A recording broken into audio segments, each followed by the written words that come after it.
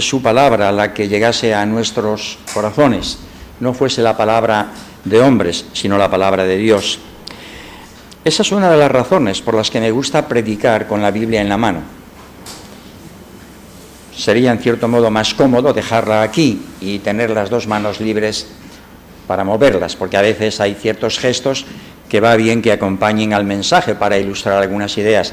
Pero me gusta tener la Biblia en la mano normalmente para no olvidarme que lo que estoy predicando es la palabra de Dios. Porque aunque llevo mis notas siempre escritas, no quiero olvidarme. Normalmente procuro elaborar esas notas en base a lo que la palabra de Dios me está diciendo y quiero deciros.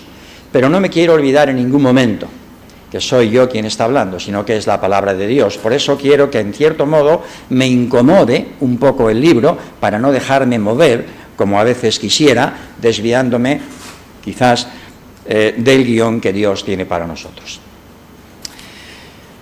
Dicho esto, vamos a entrar en el tema que el Señor ha puesto en mi corazón para compartiros en esta mañana. ¿Cómo tratar las cosas santas de Dios? Bueno, a ver por dónde voy. Lo mejor es empezar, porque si uno quiere hacer una explicación de por dónde va a ir, esa explicación puede ser tan larga que luego se come tiempo y le falta tiempo para desarrollar lo que tiene escrito. Así que voy a entrar con las notas que tengo. Iréis viendo poco a poco a qué me estoy refiriendo. Quiero hablaros en esta mañana del arca.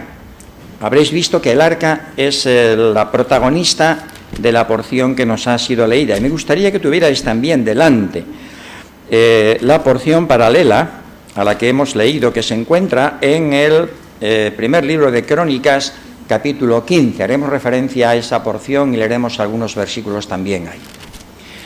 El arca. ¿Qué era el arca? El arca era una especie de caja de madera o cofre que medía aproximadamente 113 a 115 por 68, 70 centímetros, más o menos. Y contenía tres cosas esenciales que Dios había dispuesto que estuviesen allí dentro. Por un lado, las tablas de la ley, o, dicho de otra manera, lo que Dios había dicho. Por otro lado, una vasija que contenía maná, o lo que Dios había dado al pueblo, y por otro lado, la vara de Aarón que reverdeció, que nos habla del poder de Dios. Lo que Dios ha dicho, lo que Dios ha dado, lo que Dios ha hecho entre el pueblo. Y Dios había dispuesto que aquellas cosas estuviesen dentro del arca, y el arca para Israel simbolizaba la presencia de Dios entre el pueblo. Era el único mueble junto con el propiciatorio. El propiciatorio estaba justamente encima del arca, tenía dos querubines que extendían sus alas y se tocaban el uno con el otro para cubrir el arca. Tan santo era lo que había allí dentro, que Dios lo estaba protegiendo con aquellos querubines, símbolo también del poder y la majestad de Dios. El arca, como digo, era símbolo de la presencia de Dios entre su pueblo. En aquellos momentos, cuando hemos leído esa porción, el arca se encontraba en casa de un levita llamado Obed-Edom. Había llegado allí procedente de casa de otra persona, Abinadab, que también ha aparecido en esa porción. Y el arca había estado en casa de Abinadab varios meses, bastante tiempo, procedente de los filisteos. Israel había perdido el arca cuando fueron a presentar batalla con los filisteos. Era un momento de debacle espiritual en la vida del pueblo de Israel. Los hijos de Elí, Ofni y Finés eran sacerdotes que dejaban mucho que desear, y Dios juzgó a aquella familia severamente. Israel, justamente después del nacimiento de Samuel, entabló batalla con los filisteos y fueron a luchar con ellos. No llevaron el arca, ni siquiera consultaron a Dios si debían o no debían ir. Y en un primer enfrentamiento con los filisteos cayeron 4.000 hombres de Israel. dijeron, la clave está en que no hemos traído el arca. Así que vamos a Silo, vamos a traerla, y cuando venga el arca aquí, la victoria está asegurada. Porque la presencia del Señor trae victoria, ¿verdad? Y van a por el arca y la traen, y entran en batalla con los filisteos. Pero antes de entrar en batalla con los filisteos, hubo tan grande alegría en Israel cuando vieron venir el arca, que dijeron, eso está hecho, la batalla está ganada. Y los filisteos oyeron ese sonido, ese estruendo, ese vocerío tan grande entre el pueblo de Israel, que dijeron, su victoria está asegurada, porque ha venido a ellos la presencia de Dios. El Dios que sacó a ese pueblo con tanto poder de Egipto, lo trajo por el desierto y lo metió en esta tierra. Ese Dios es el que viene ahora a estar al lado de su pueblo. Sin embargo, entablan batalla nuevamente contra los filisteos, y en esta ocasión no caen 4.000, caen 30.000 de los israelitas, y el arca es capturada y es llevada a tierra de los filisteos. No me quiero detener más en eso por no salirme del guión que tengo delante. Pero después de varios meses, estuvo 7 meses el arca en tierra de los filisteos la pasaron por varias ciudades, y en cada ciudad donde la llevaban había gran consternación, había una plaga de tumores que hacía que muriese mucha gente. Y al final dicen, tenemos que quitarnos el arca de en medio, porque la presencia de Dios no pinta nada entre nosotros. Dios no se resiste a entrar en la vida de ninguna persona, pero si tú no quieres entrar en contacto con Dios, Dios no tiene ningún derecho a estar en tu vida y a bendecirte. De la misma manera que los filisteos, que no creían en Dios, metieron el arca de Dios en el templo de Dagón, y finalmente tuvieron que ver cómo Dagón cayó el primer día, y el segundo día cayó rotos sus brazos, y su cabeza, quedó su tronco nada más. Al menos fueron sensatos y dijeron, el arca tiene que volver a su sitio, y la hicieron volver a Jerusalén. Luego veremos cómo. El arca era símbolo de la presencia de Dios. Pero ¿por qué la presencia de Dios en aquel momento no había producido una gran batalla a favor de Israel? Porque Israel vivía de espaldas a Dios. ¿Cómo tratar las cosas santas de Dios? Los hijos de Elí, Ofni y Finés, un desastre entre el pueblo. Elí, hasta donde pudo, trabajó con ellos, pero finalmente tuvo que rendirse. Y Dios, a pesar de que el arca estaba en el campo de batalla, no logró una victoria a favor de su pueblo. Y es que las cosas de Dios no pueden utilizarse como un talismán. Esto no es brujería, hermanos. Las cosas de Dios son muy santas. Eso era el arca. Finalmente el arca pasó de casa de Abinadab a casa de Obed-edom. Y ahora quisiera que notáramos algunas cosas en cuanto al cuidado del arca. Cómo aquella familia cuidó el arca, o si queréis, cuidando la presencia de Dios en nuestra vida. ¿Os acordáis del mensaje del pasado domingo de nuestro hermano Carlos Piedad? Este mensaje, en cierto modo, va a ser una continuación del mensaje del domingo pasado. Un buen mensaje.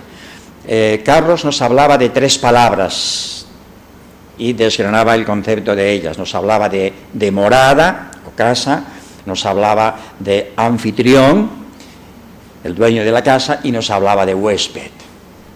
Y nos paseaba por cada uno de esos conceptos. Y nos preguntaba al principio, para vosotros, ¿cuál de los 3 es el más importante? Al final él nos dijo, para mí el más importante es la morada, la casa, porque sin casa no hay anfitrión ni huésped. Y venía a decirnos al final que si bien Dios en el Antiguo Testamento durante un tiempo moró entre su pueblo a través del tabernáculo, posteriormente su gloria fue vista a través del templo. En esta dispensación Dios no se ha elaborado una casa física en la que morar, sino que ha establecido morada en el corazón de los hombres.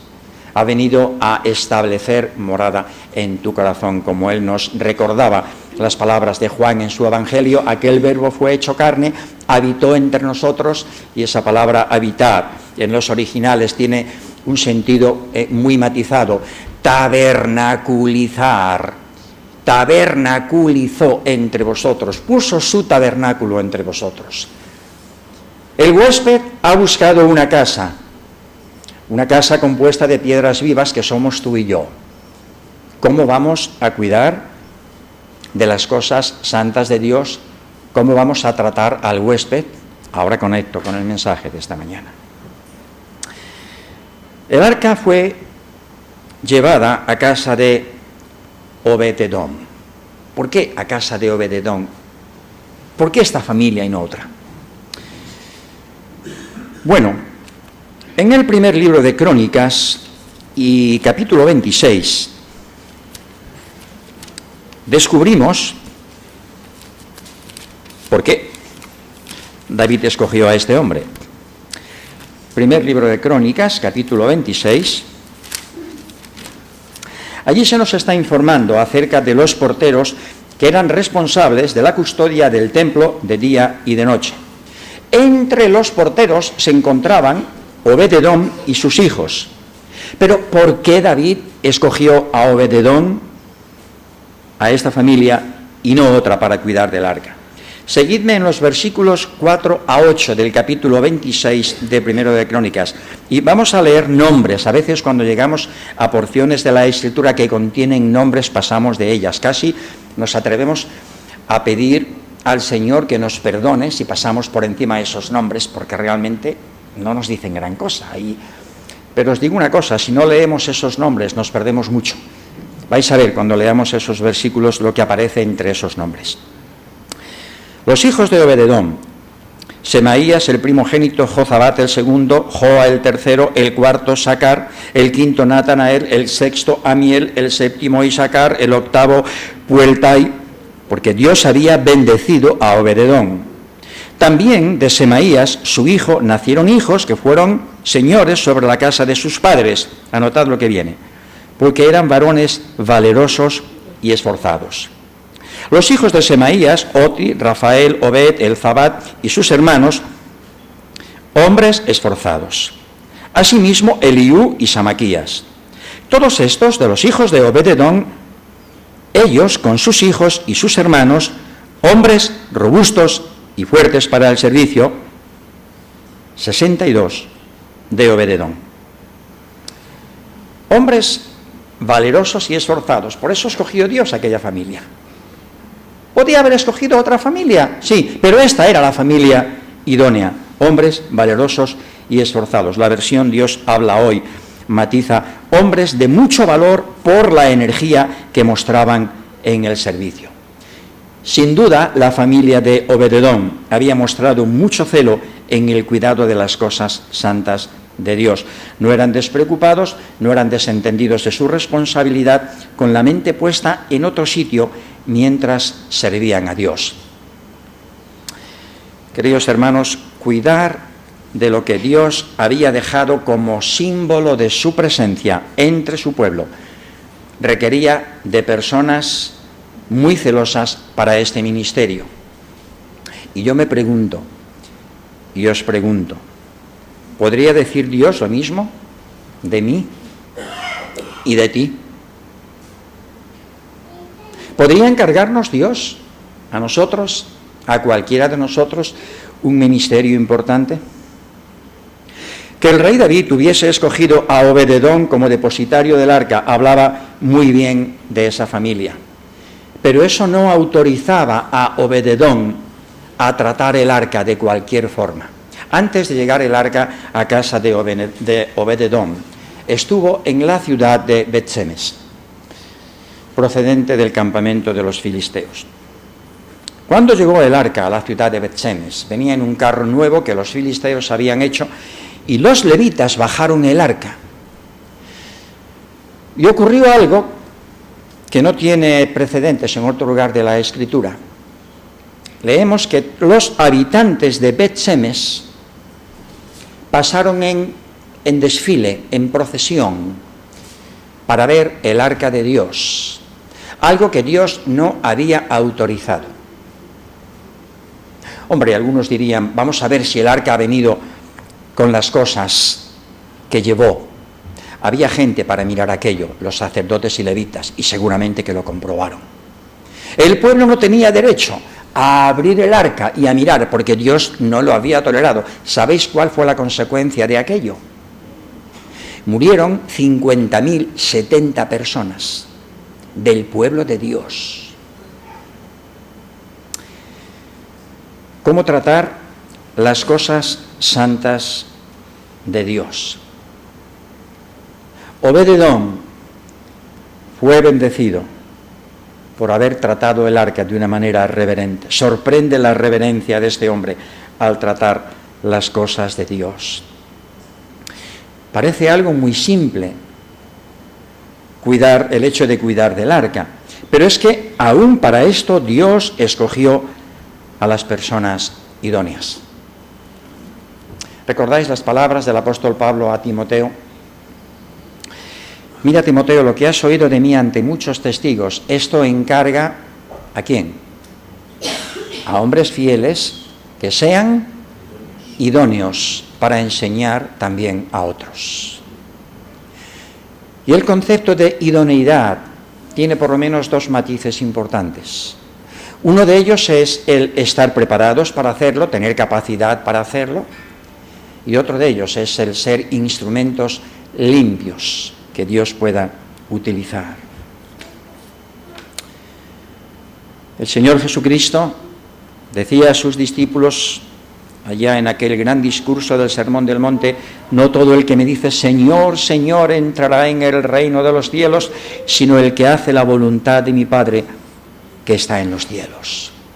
Y muchos en aquel día me dirán: Señor, no profetizamos en tu nombre, y en tu nombre hicimos muchos milagros, y en tu nombre echamos demonios, nos comportamos como los verdaderos, como los auténticos.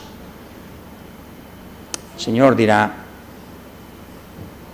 apartaos de mí, hacedores de maldad, porque delante de los hombres os camuflabais muy bien, pero yo conozco el corazón. No erais personas idóneas, no habíais rendido vuestro corazón a mí. Quiero dar un aviso solemne a todos los que estamos aquí. El asistir a los cultos de la Iglesia, el participar de ellos, el gozarnos incluso de ellos, el tener ministerio incluso, no es algo que gana nuestra salvación, hermanos.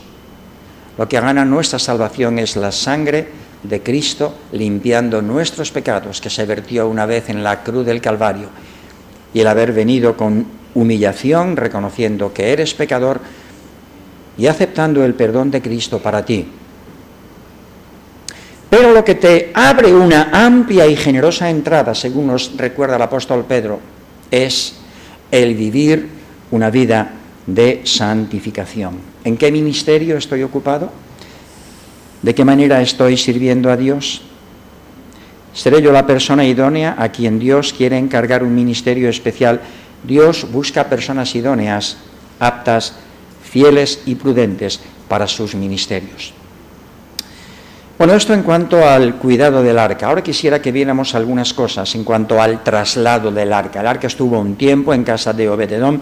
Dios bendijo a Obed-edom y su familia y todo lo que tenía. Y es que cuando Dios bendice, bendice de verdad. Las bendiciones de Dios no nos llegan solo en el plano espiritual, llegan en el plano moral, en el plano físico, en el plano laboral, en el plano familiar, en todos los órdenes. Y Dios bendijo a aquella familia. Pero una de las cosas que hemos leído allá en 2 de Samuel, capítulo 6, es la manera en que se traslada a ser llevada por los levitas. Os hice alusión antes al primer libro de Crónicas, capítulo 15. Bien, en el versículo 2 de ese capítulo, David dijo: el arca de Dios no debe ser llevada sino por los levitas, porque a ellos ha elegido Dios para que lleven el arca de Jehová y le sirvan perpetuamente. Dios había escogido a quienes debían transportar el tabernáculo y todas las cosas contenidas en él. Y eso nos marca otra lección importante. En toda cuestión espiritual es Dios quien toma la iniciativa marcando pautas. Es muy fácil vivir la vida cristiana si seguimos los consejos de la Escritura, porque Dios se ha definido en todo, en la manera en que hemos de tratar y llevar sus cosas. Ahora, y esto nos habla del sumo cuidado que Dios tiene al tratar sus cosas. Él cuida de sus cosas y las deposita en las manos, en las vidas de aquellos que son dignos de llevarlas. Por no haberlo hecho así, por no haber llevado el arca así la primera vez, leemos en Primera de Crónicas, capítulo 13, los primeros versículos, que Uza, y lo hemos visto también en el segundo libro de Samuel, capítulo 6, Uza, uno de los hijos de Abinadab, murió, porque el arca se iba a caer y él la aguantó con su mano. Y uno se pregunta, ¿y por qué a David se le ocurrió llevar el arca en un carro nuevo?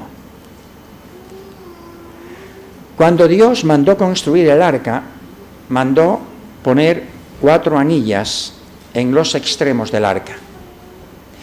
Y por aquellas anillas debían entrar unas barras, y aquellas barras debían quedar colocadas permanentemente. Y Dios había determinado que fuesen los levitas quienes llevasen el arca. Si acaso David no lo sabía, la evidencia era aplastante. El arca estaba allí, con las barras puestas, y si no hubiese estado las barras, estaban las anillas. Dios marca pautas. Dios ha establecido criterios de cómo guiar sus cosas. El arca debe ser llevada por los levitas. Yo no sé si David se animó a llevar el arca en un carro nuevo, porque cuando el arca vino de la tierra de los filisteos a ciudad de Judá, a la ciudad de Bet-Shemesh, vino en un carro nuevo y no pasó nada. Y Dios lo permitió en aquella ocasión. El hecho de que Dios tolere algo en la vida de aquellos que no creen en Él, y aparentemente o por el momento no pase nada, no es razón para que tú y yo tratemos las cosas de Dios a nuestro antojo, cuando Dios sí se ha definido. Importante eso. Y a lo mejor David se animó por pensar que si la primera vez que vino el arca de la tierra de los filisteos vino en un carro nuevo y no pasó nada, pues vamos a hacer ahora otro carro nuevo, de mayor envergadura, más consistente, para que el arca llegue a Jerusalén. Y Dios dice, no, entre nosotros no. Yo he establecido cómo debe llevarse el arca.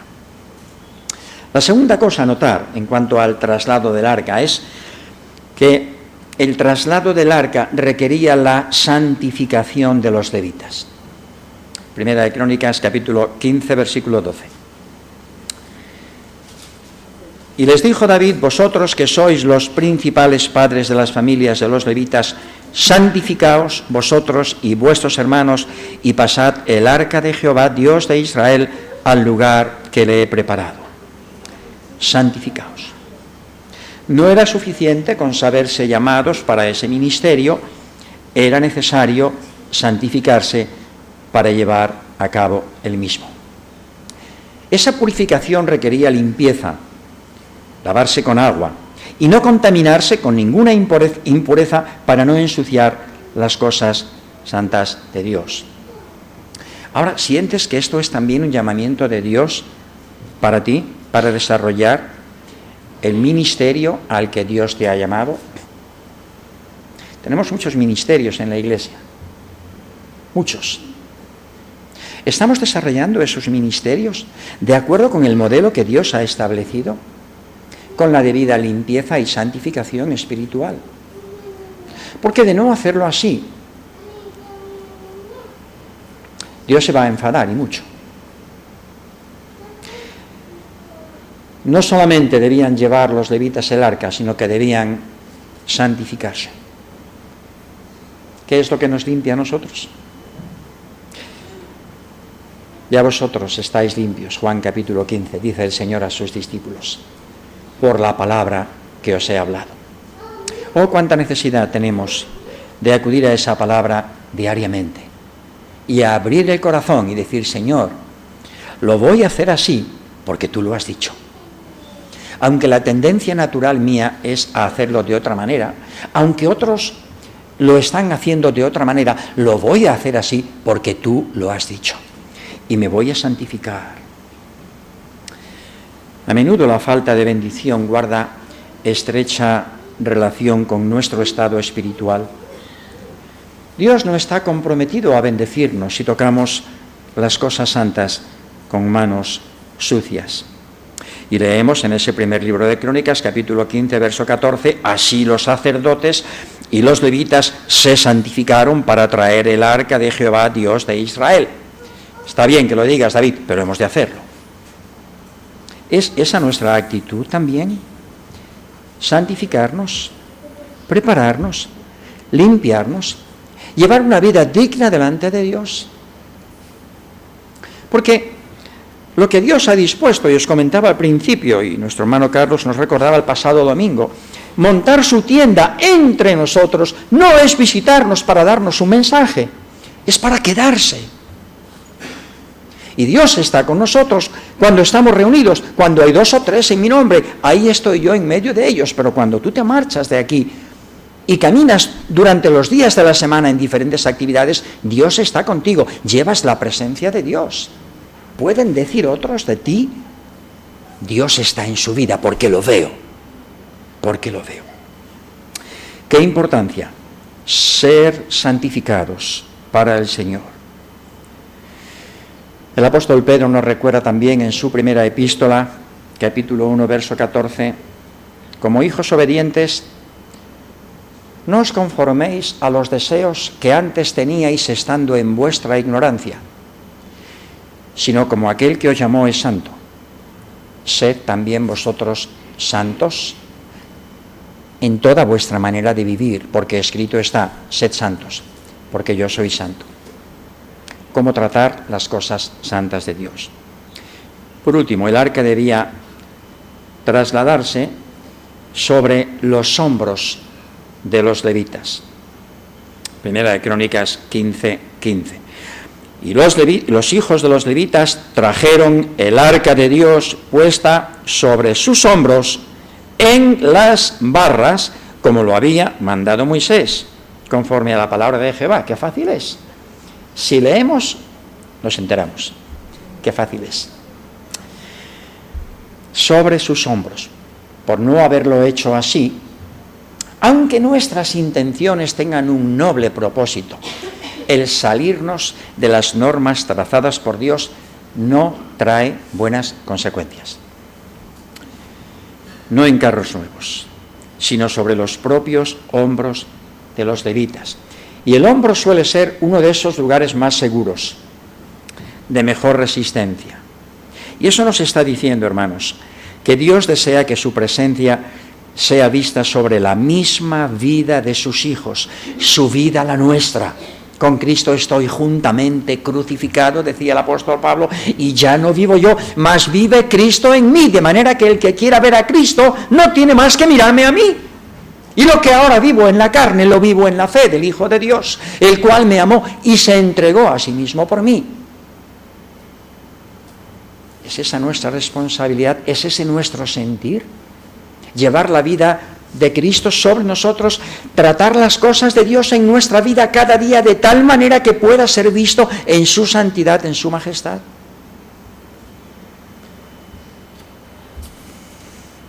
Eso implica ser valientes para no esconder nuestro testimonio. Eso implica el ser además reconocidos como cristianos, discípulos de Cristo. Esto implica llevar su yugo sin quejas. Esto implica vivir una vida cristiana con dignidad y obediencia, con valor y reverencia, porque Él lo ha dicho. Pero sobre mis propios hombros, sintiéndome uno con Él, implica también armonía espiritual con mis hermanos. ¿No? O sea, no sirve que tú digas, bueno, yo ya vivo una vida digna del Señor, no me importa mucho cómo viven mis hermanos. Claro que te importa. ¿Y sabes por qué te importa? Y si no te importa, debería importarte. ¿Sabes por qué? Porque te afecta. Porque si hay una bendición en el pueblo de Dios, todo el pueblo la celebra y la disfruta. Pero si hay pecado, todo el pueblo se entristece. El arca era llevada por los levitas, 4 hombres. Yo no imagino escogiendo los sacerdotes a 2 levitas de 2 metros de altura delante y 2 levitas de 1,60 m detrás. ¿Imagináis el arca? Habría que buscar un equilibrio, una misma estatura más o menos, un mismo equilibrio, un mismo sentir. En ese espíritu el apóstol nos exhorta mucho, un mismo sentir, unánimes entre vosotros, no altivos, sino asociándoos con los humildes. Pero esto implica también ir al mismo paso que mis hermanos, porque los levitas, además de ser más o menos de la misma altura, tenían que ir también al mismo paso. Si no, el arca corría el riesgo de ser movida y de caerse al suelo, ¿verdad? Y eso implica también que tú debes vivir tu vida cristiana al lado de tus hermanos en tal armonía que tus pisadas sean las de ellos y las de ellos las tuyas. Que no haya desavenencia entre nosotros. Hay multiplicidad de dones y ministerios en el pueblo de Dios y Dios no nos ha dado a todos los mismos dones, gloria a Él por eso. Pero procura desarrollar tus ministerios sin olvidar que aquellos hermanos que han sido dotados por Dios con otros dones están caminando al mismo paso que tú, y si no lo hacen, anímales a que lo hagan. No te desentiendas de tus hermanos. Trabaja en armonía con ellos. ¿Qué lecciones más hermosas trae la palabra de Dios para nosotros? No estamos solos en la obra de Dios. Leíamos en el versículo 26 que ayudando Dios, versículo 26 de Primera de Crónicas 15, es la porción paralela a la que hemos leído antes. Y ayudando Dios a los levitas que llevaban el arca del pacto de Jehová. Me sorprende esa frase. ¿Qué necesidad de ayuda tenían esos hombres? Si Dios había dispuesto que el arca fuera llevada por ellos, si eran 4, bueno, no sé lo que pesaría el arca, pero yo creo que esa caja pudiera estar en 25, 30 kilos, no sé, 50 kilos, repartida entre 4 hombros. Sobradas fuerzas, ayudando Dios a los levitas. Qué frase tan importante. Aunque a veces el ministerio que Dios te ha mandado desarrollar parece tan sencillo, lo dominas tanto, lo haces con tanto gusto, que en cierto sentido no necesitarías ayuda de otros. No solamente no olvides que tienes que ir al unísono de tus hermanos, sino que tienes que desarrollar tu ministerio siempre bajo la ayuda de Dios. Ayudando Dios a los levitas que llevaban el arca. ¿En qué sentido? Bueno, pues para que no tropezaran, para que no se desmayara ninguno de ellos, para que fueran conscientes en todo momento de lo que llevaban entre sus hombros. Si el trayecto era muy largo, quizás hacía falta un relevo. Ayudando Dios, dando discernimiento a aquellos que llevaban su obra. Qué aliciente, hermanos, para nosotros saber que Dios está ahí. Ese Dios que envía a su Hijo, no solo para salvarnos, sino para ayudarnos en nuestro peregrinar espiritual, en ese proceso de santificación, y que ha dicho a sus discípulos antes de marchar a la gloria: no os dejo solos, yo estoy con vosotros todos los días hasta el fin del mundo y te estoy ayudando. Qué bueno. De no ser así, cuántas veces el desánimo, la soledad y la deserción nos habría hecho retroceder. Finalizo. Un buen ejemplo de cómo tratar las cosas santas es la mujer sunamita. No me puedo detener en esa historia, pero esa mujer, después de haber visto varias veces que Eliseo, que venía a la ciudad de Sunem a predicar el mensaje de Dios, era un varón de Dios, habló con su marido y le dijo: tenemos que preparar una habitación, una cama una mesa y una lámpara para que cuando el varón de Dios venga se quede aquí. Y le insistían tanto que el varón de Dios no pasaba de aquel lugar. Qué bonita ilustración de cómo tratar las cosas de Dios. Señor, no me contento con que me hables el domingo por la mañana o el domingo por la tarde. Mi gozo es disponer mi vida de tal forma que en cualquier rincón que tú quieras puedas habitar y sentirte cómodo. Y esto ocurre así cada día de la semana. El Señor dijo a sus discípulos: el que me ama, mi palabra guardará, y mi Padre le amará, y vendremos a él y haremos morada con él. Hacer morada con es permitir que Dios ponga su tienda en mi vida y que Él sea el que la controle. Finalizo con ese texto que encontramos en la primera epístola del apóstol Pedro, capítulo 5 y versículo 10. Mas el Dios de toda gracia, que nos llamó a su gloria eterna en Jesucristo, después que hayáis padecido un poco de tiempo, Él mismo os perfeccione, afirme, fortalezca y establezca. A Él sea la gloria, a Él sea el imperio, por los siglos de los siglos. Amén.